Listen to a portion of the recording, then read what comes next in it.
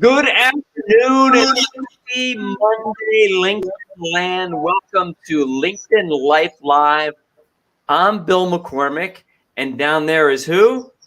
Sally Jo Lamont. And over there is? Bryn Tillman. And down there is? Bob Woods. We're getting our pointing all down. Getting it all situated. Welcome to LinkedIn Life Live. Today, we are going to be talking about some things that you should do before you cold connect with a prospect on LinkedIn. So Sally Jo is going to kick it off. Take it away, Sally Jo. Okay. So obviously, to me, intuitively, the first thing you want to do is obviously look at their profile. But what does that really mean? Once upon a time, when you walked into someone's office to do business, way back when, you didn't really even have many resources to find out much about that person. So when you walked in their office, you looked around their room and you found out where they went to college, if they had a family, maybe some of their interests, maybe they were Lions Club members, all that kind of information. You would quickly glance around the room, right? And the kinds of information you could get from that were really good icebreakers to start the conversation. Well, now you've got a great resource available to you via LinkedIn. And when you look at someone's profile, think about 2 minutes and the amount of takeaways you can get. Number one, their title, right? And that may not mean much today, but hey, it's worth something. You can tell a little bit about what their job is. Number two, where they live. You know, weirdly enough, I use that a lot as an icebreaker because I'm where the cold and ice was, and if they were in California, I was always envious, and it was a good conversation starter. And think about all the other information, where they work. You can quickly go to the company website. You can go to their LinkedIn company page and find out how many employees are there and sort of get an idea about the size of the organization. You can read their about section, and hopefully that gives you some insights. You can scroll down, and I love to read what people said about them. So that the recommendations, I think, tell a great deal about the person, especially if there's a lot of them. You can really get some insights about what their passions are and how they treat other people and how perhaps they could even communicate. And their interests, you can find a lot about their interests. I think it's a wealth of information. I highly recommend spending 2 minutes on their profile should you ever go out and connect cold with anyone. So that would be my first take, and I'm moving it over to Bob. Hey, I catch or something like that. I don't know. So something a little bit different from what Sally Jo said.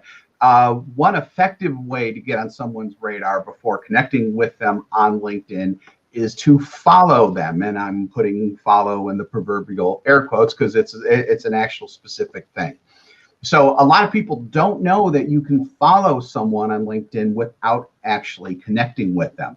And it's similar to how you follow people on like Twitter or Instagram, if you're familiar with those formats. So to follow someone, you go to their LinkedIn profile, you click on the more button near the top of their profile and click follow. It's pretty easy to do. And again, you do a very similar type of thing on Twitter or Instagram as well. Now, following someone before you ask to connect with them is effective for several reasons. One of the biggies is that you'll get 2 pings on their radar, as we say, right away, just by going through that follow process. So first, when you go to their profile, it will register in their Who's Viewed Your Profile section. So that already gives them an indication that, you know, hey, you've been there and you're interested in them. And second, by actually clicking on that follow button. So that part is big because when you click on follow, then the person who you just followed gets notified in their notification section. So right there, you've got 2 of those pings essentially. So following is also effective because you now see new content posted or shared by that person in your feed. Now that's huge because it gives you ample opportunities to like or engage on that content, although you'll likely want to engage with what they're posting. So Bryn has more with engaging on that content. Bryn? That's awesome. And I love what you and Sally Jo talked about. It's really, getting on their radar with you is so important. You're familiar now. When you do reach out, they've seen your name, that you've been around the block. And then you can then take what Sally Jo taught and start a conversation around what mattered to them. So that's awesome. I'm going to take, Bob, a little bit about what you said to the next level around content. We can visit people's profiles, click on activity and click on posts and even all activity to see what are they engaging with, what content matters to them. So if they actually posted something, they did that because they want people to see it. So you want to go in and like and engage on that content, because now not only are you on their radar, you're on their radar in a way that matters to them, right? That's really important. Quick little story. One of our clients, a banker, was trying really hard to get in touch with a buyer who kind of ghosted her a little bit, like kind of just disappeared. When she went to his content, she realized he had posted something that was already 1 day old and there were no comments and no reactions. So she went in and reacted and commented, and he responded with her, "Great timing. We need some help with our second round of PPP. Are you available to talk?" Now, is that going to happen every time? No. But what she did by engaging in what mattered to him, she was the first one to comment. He noticed, right? So it's really important that we're doing that. Now, take that one step deeper, and let's say they're engaging and commenting on something very specific. Let's say they love Brene Brown and they're engaging on all her things, right? So once we engage, now we know. It's sort of like Sally Jo talked about the interests. We know what they're interested in. We can engage, and when we do end up connecting, we can, we start with engaging on the Brene Brown stuff. Maybe you put out a quote there. Maybe you talk about, whatever it is you want to talk about around Brene Brown. And now when you connect, you can easily say, I see we're both Brene Brown fans. Not sure if you saw her TED Talk, but if you're interested, I'd be happy to send that link, right? And now you're really engaging around the initial conversations is around what matters to them. We don't have to start a sales conversation as our first point of contact.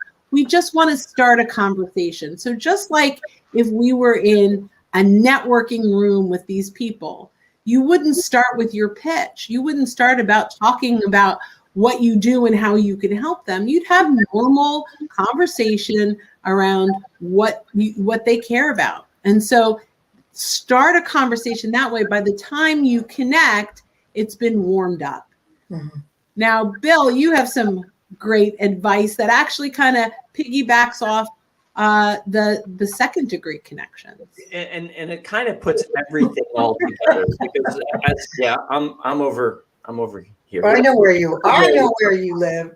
So confusing. You would think you would want to know, like, well, which of these should I do first? You have to do them. They have to all work together. They really do all work together, because we don't want anyone to reach out to just a cold prospect. Mm-hmm. There has to be context when you're connecting with people. And so what I'm going to talk about is leveraging your mutual connections for an introduction. So you would think with what we teach, if you've been around any of our teaching, we're really big on warm referrals. You think, wow, shouldn't that be first? Shouldn't I just go to someone who's a mutual connection, say, hey, can you introduce me? Yes, but you still need some context to connect with that person for the reason that you want to connect with them. And selling to them is not a context. Mm-hmm. So what you want to do is use all of these strategies, right? Go and look at their profile, find some reasons that would be good for you to connect with them, some things that you have in common, just like Sally Jo said. Visit their profile, like Bob said, and follow them. And then look at their content and engage in some of their content, and then go look at the mutual connections and say, hey, Bryn, I see you're connected to Bob Woods. I would really like an introduction to him. I noticed that he's into Kentucky whiskey, and I love Kentucky whiskey. I really don't, but Bingo. it's something that Bob's really into. So It's called bourbon. all right, bourbon. See, that's how much I'm not into it. I don't know. Okay. All So, right then. White lightning. All right, everyone learns something every single Every one of day. these sessions. Yes, that's right. But having that whole idea of knowing something and having some knowledge about Bob, when I'm asking Bryn to make the introduction, first of all, it puts Bryn more at ease because Bryn's not worried that I'm just some guy with commission breath, an empty suit, as Larry Levine would say.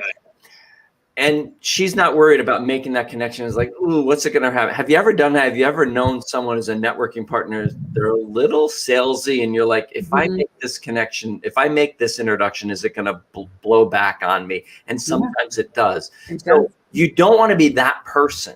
So you want to come in with, as Scott Schilling says, you want to come in with high intention and low attachment. High intention in what you want to do and what you want to accomplish, the value you want to provide for that person, but a low attachment to, gee, I really hope that this happens because if it doesn't happen, I'm not going to make my Low attachment to the possibility of a sale at that point. Right? Exactly. Yeah.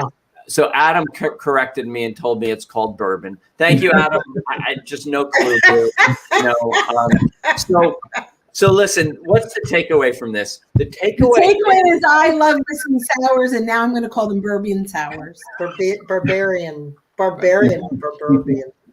You all out there, do you see what I have to put up with? Yeah, right. Well, every day. Every day. So the outcome. So here's the thing: you don't want to connect cold with anybody. You want to warm up every single connection request because listen, the warmer the warmer you make that connection, the more intention you'll be with it, and then the better the outcome will be that people will actually connect with you. How many connection requests do you get every day that this person doesn't know you from Adam? And if you accidentally hit that accept button, you automatically get a sales pitch for them. Like, and how is that even working? Like, it can't. So the moral of the story is come in with some knowledge of the person, do some homework, slow down the outreach to speed up the outcome. You'll do more work ahead of time, but you'll have a higher yield. So does anybody else want to end with anything else before we cut our time? Yeah, I think the last thing and I probably say this almost every single time, but we want to treat the person on the other side of the message the same way we would if they're on the other side of the table. When we look at cold connecting on LinkedIn, the biggest mistake that gets made is it's a connect and pitch. And that's a bait and switch. And we need to make sure that we are not doing that we are having normal, comfortable conversations that don't lead with our solution, but lead to our solution. Oh my God, I'm loving Adam. Look at this. Cup of coffee, let's get married. Yep. Right? Yeah. Yeah. Sorry, Adam. I don't know Exactly who right. for, but we're all taking it. Yeah. That's perfect. Actually, we need to steal that one. We need to steal it. It's perfect, really. Well, we can give him credit. Sure. We'll we give can. Adam credit. All right. So Adam, thanks so much for Thank you, Adam. joining, and everyone else that's watching. Thank you so much for being with us here today. Remember, we're here every Monday at 12:30 p.m. Eastern time, except when Bill gets stuck on a webinar and we have to be here at 3 o'clock. But normally it will be every Monday at 12:30 Eastern time for LinkedIn Life Live. We hope to see you next week. Have a great week. Bye-bye. Thanks, everybody. Bye. Thank you, Adam. Bye. Thanks.